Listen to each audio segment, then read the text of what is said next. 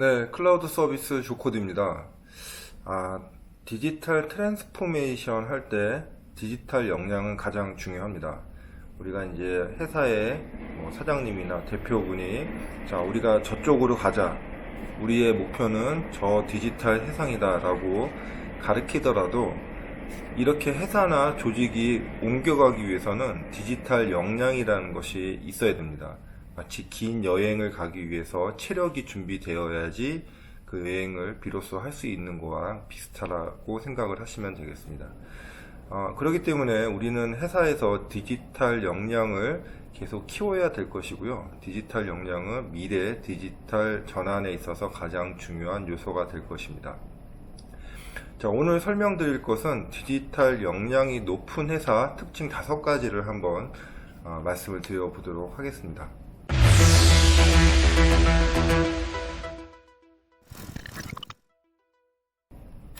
디지털 역량이 높은 회사의 첫 번째 특징은 모두가 잘 사용한다는 것입니다. 그 얘기는 뭐냐면은 일부 회사의 일부 몇 사람만 나는 파워 유저야, 나는 디지털 잘 사용해, 이런 게 아니고 모든 직원, 모든 직원이라고 하면은 사장님에서부터 직원들까지 모두 두루두루 디지털 역량이 높다는 것을 의미를 하겠죠. 그래야지 사실은 디지털로 얘기를 했을 때 모두가 이해를 하고 행동할 수가 있는 것입니다. 사장님은 디지털로 얘기를 하는데 저기 말단 직원에 있는 분들은 만약에 그 디지털 용어를 잘 이해를 못한다고 하면은 전달이 되지 않겠죠. 반대로 말단 직원들은 다 디지털로 얘기를 하는데 저기 위에 계신 사장님이나 회장님 이런 분들이 그 언어를 이해하지 못한다면 소통이 되지 않을 것입니다. 네, 두 번째로는 디지털을 이용해서 이것을 그냥 단순히 어떤 재미나 아니면은 흥미 이런 위주로 사용하는 게 아니고요. 이것을 회사에서 소통이나 협업으로 잘 사용한다는 것이죠. 우리 요즘에는 디지털 그런 서비스들이 많이 있습니다. ICT 도구라고 하고요. 생각하시면 카톡도 하나의 ICT 도구일 수 있지만은 좀 너무 오래 전에 나온 서비스라서 사실은 이제 현재 트렌드나 이런 걸 잘 못 따라가는 서비스라고 저는 개인적으로 생각을 하고 있습니다. 우리가 이런 서비스들을 잘 사용해서 업무에 활용할 수 있어야 되는데요. 그렇게 하기 위해서는 그 서비스에 대한 개념을 명확히 알고 있어야 됩니다. 슬랙? 그거 채팅이야? 이런 개념이 아니고, 이거는 협업하기 위한 대화 중심으로 협업하기 위한 도구야. 이런 식으로 모든 사람이 명확하게 그 개념을 알고 있어야지 협업이나 아니면 소통할 때 사용을 할 수 있는 거죠. 말씀드리지만은, 이메일을 보내는데 마치 채팅하듯이 보내는 것도 안 좋고, 채팅을 하는데 마치 이메일 쓰는 것처럼 사용하는 것도 좋지 않습니다. 세 번째로는 새로운 디지털 도구를 쉽게 사용할 수 있고, 또 만약에 사용하다가 이게 별로 제품이 안 좋다 이럴 경우에는 다른 디지털 도구로 바로 전환할 수 있는 역량이 있는 회사라고 말씀을 드릴 수 있겠습니다.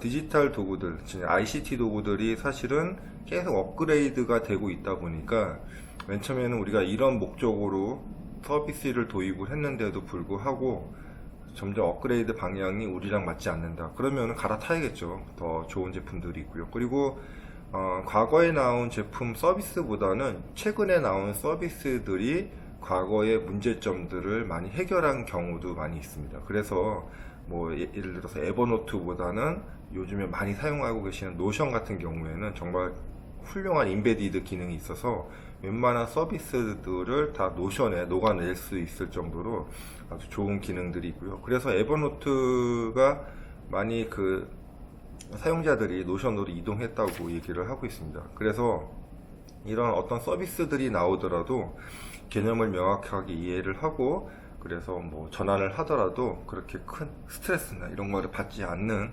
회사들의 특징을 가지고 있습니다. 네 번째로는 컨텐츠 생산이 빠릅니다.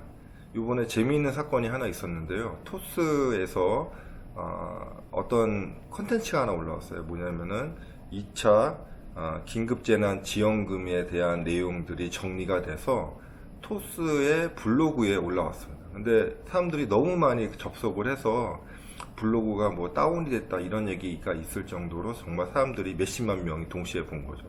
왜냐하면 2차 긴급재난지원금은 사실은 정부에서 준다고 얘기를 했었는데 누가 받는지, 어떻게 받는지, 언제 받는지에 대한 정보가 전혀 없었습니다. 그러다 보니까 사람들이 정보는 필요한데 뭐 국가에서 주지 않기 때문에 그 정보를 액세스할 수가 없었죠. 근데 토스라는 데에서 정부가 발표하자마자 관련된 기사가 나왔습니다. 뭐 그러다 보니까 사람들이 그 컨텐츠를 보러 토스 블로그를 간 거고요. 당연히 토스의 어떤 네이밍 밸류 이런 게 올라갈 수 있는 계기가 된 것 같습니다. 어떻게 보면 작은 사건이지만은 이런 사건들이 쌓이면은 토스 거기는 정말 뭐 뭐뭐에 대한 내용들은 거기 가서 알아봐 이런 식으로 우리 생각의 내리에 바뀔 수가 있기 때문에 아주 중요한 그런 사건이라고 저는 생각이 됩니다. 그래서 우리가 어떤 이슈가 터지거나 어떤 일들이 발생했을 때 그 거기에 대한 컨텐츠를 빠르게 만들어내는 회사들이 있습니다. 네, 어떤 이슈가 터졌을 때 거기에 대해서 기획을 하고 사람을 모집하고 뭐 콘티를 짜고 뭐 콘텐츠를 만드는 게 아니고 이슈가 터지면은 그 다음날 아침에는 영상이 올라와야 됩니다. 이것이 그 디지털 역량이 높은 회사들의 특징이고요. 그렇게 하려면은 일단은 뭐 그 직원분들의 사실은 앞에서 말씀드린 디지털 역량들 이런 뭐 서비스를 바라보는 개념이라든가 사용하는 역량 이런 것들이 다 높아야지 가능할 것 같습니다. 자, 마지막으로 5번째는 수평적인 문화가 있어야 됩니다. 디지털을 사용하는 데 있어서 디지털은 뭐 누구나 쉽게 소통할 수 있고 이야기할 수 있는 도구인데 이게 마치 상하관계 아니면은 뭐 결제 라인 이런 개념으로 접근을 하면 사실 사용할 수가 없는 거겠죠. 그래서 회사에서 수평적인 문화, 누구든지 얘기를 할 수 있고 협업을 할 수 있고 이런 단계가 되어야지 사실은 디지털 역량이 올라갈 수 있는 그런 출발점이라고 말씀을 드릴 수 있겠습니다.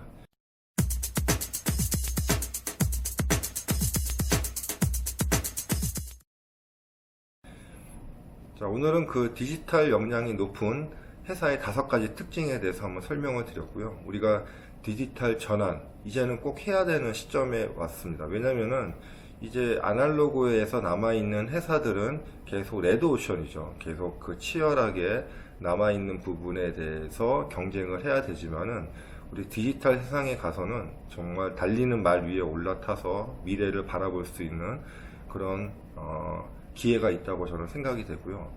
지금 뭐 어차피 지금 오늘 말씀드린 것과 같이 디지털 역량이 올리는 게 우리가 디지털 여행으로 가기 위해서 전환으로 하기 위해서 긴 여행을 하기 위해서는 꼭 필요한 그런 요소입니다. 우리가 디지털 역량을 계속 키워놓고 우리 대표님이나 사장님이 가르치는 저 디지털 세상으로 모두 함께 여행을 출발을 해야 될 시점이라고 생각이 됩니다. 자, 오늘은 여기까지 하겠습니다.